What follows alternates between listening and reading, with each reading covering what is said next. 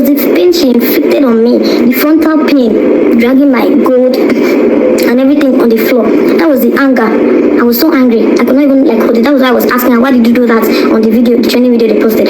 Why did you do that? Why did you do that? I asked her, why did you? Because you dragging my frontal wig and like dragging me, calling me a prostitute at the process. No, I just had to ask her, why did you do that? Why did you do that? That was why I poked her on the video.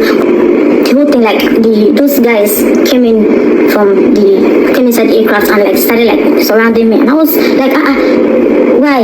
Now dragged me outside. That was when they dragging me from you saw how they dragged me from the video. That was what happened, like came inside, dragged me outside, and then at the process, she now like dragged my clothes, and the clothes, it was pinned on me because it was pinned. I thought that was my inner.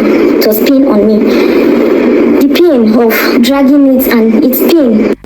See, and I'm happy that we took our time to hear all sides of the story, because it's so easy for people to use propaganda to deceive people in society. The airline originally did use propaganda by posting one side of the story.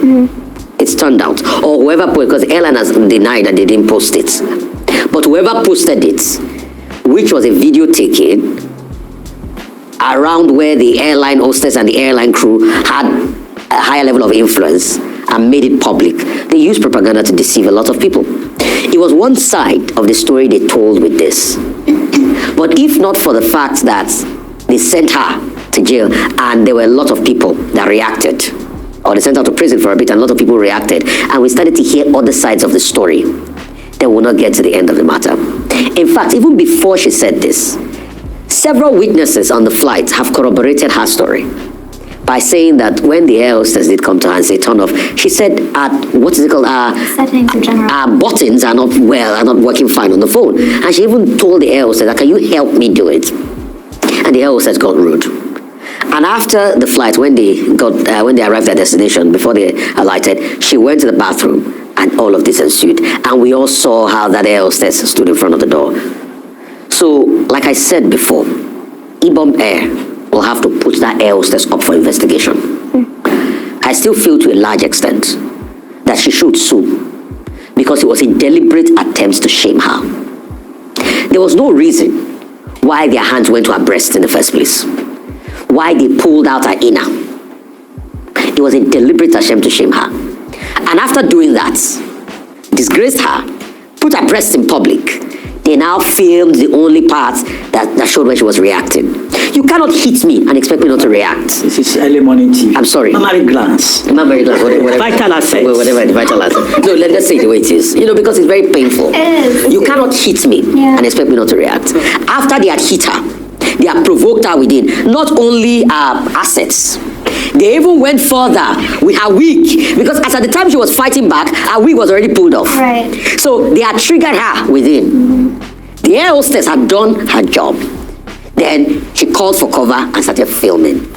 And you pulled her down and you hurt her. So Ibom Air, I still feel this case was taken up. This is not to exonerate the fact that she also did slap the air hostess.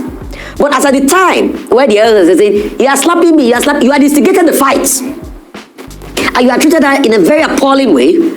And now you are quick to say, you are slapping me, so that you look vindicated. She too must be penalized for that slap. But you can't trigger somebody without getting away with it. This is not fair. For that slap, if she was provoked, I don't know what you say about that. Yes, because if she was provoked and it was in self-defense, then she has a case. Because if you're slapping somebody, if somebody had done that to you and you retaliated in self-defense, that's something totally different. But I'm so glad that I had the opportunity to speak about this, because I've been following, this story since it started. And of course, let me speak as someone who's impartial and also as a woman, because I know that a lot of people go through this. It's the culture of shame and humiliation. When you do something wrong, the first thing they want to do is to attack your person. First of all, she was called a prostitute, so it's a very easy insult to a lot of Nigerian women. You do something, you say you don't want to buy something from a vendor anymore, they say, Ashawo, get out. You say you don't want to do something, Ashawo. In fact, after a while, it becomes almost a compliment. So it's a culture of shame and humiliation that must end as part of our culture here in Nigeria. And then the second part is that I think we should stop comparing her and calling her Kwantu, because the situations now that she has come out to express herself, herself are vastly different. In one instance, he was resisting doing what was right in terms of aviation security. In this instance, she wasn't. She asked for help, and was the high-handedness of the air hostess that brought her to this situation. So it wasn't like she was resisting. She's not Kwamtu. She was just a situation that was badly managed because of the cultural thing of older, younger, who are you to talk to me, who are you not to talk to me. I agree that there should be a customer service training for all airport staff, because it's not just Ibom Air.